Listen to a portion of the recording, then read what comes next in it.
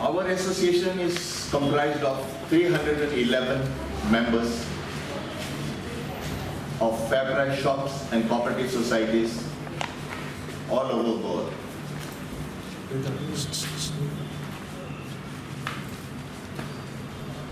The fair price shops have been experiencing several problems for a long time throughout the successive governments that have come and gone.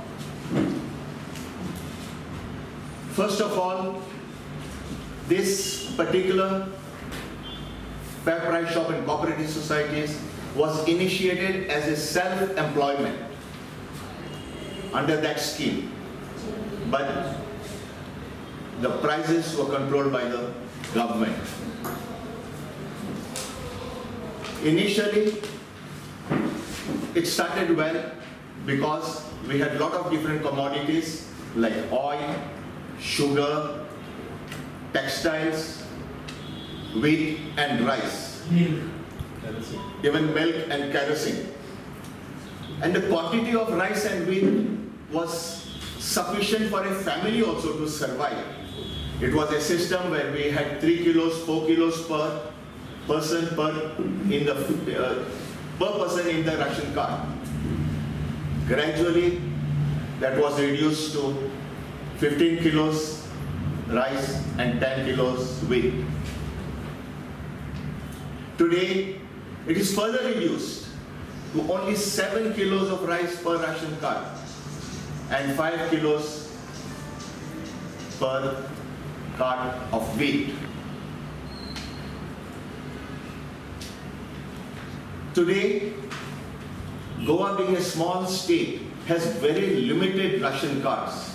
It looks big when you say 5 lakhs ration cards, but when it is distributed into 450 fair price shops and cooperative societies, you will see that there are societies with 126 cards, 200 cards, 300 cards, 500 cards. Bills, and it goes off. If you press hard, it stops functioning. And the best example is today, what has happened in Delhi. Most of these POS machines are giving problems, and the government has decided no ration card holder who comes to will go without collecting the ration.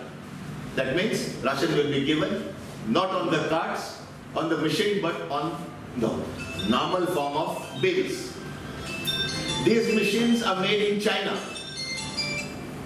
They are something like, sometime back we had those rackets for killing mosquitoes, 100 rupees, I don't know if you all have seen. We had those rackets which used to work for 10 days or 15 days. These machines are going to be something like that. Yeah, so that is why we have taken a stand that unless the government spells out how these fair price shops are going to be viable, we are not going to receive the machines, nor go for trading for the machines.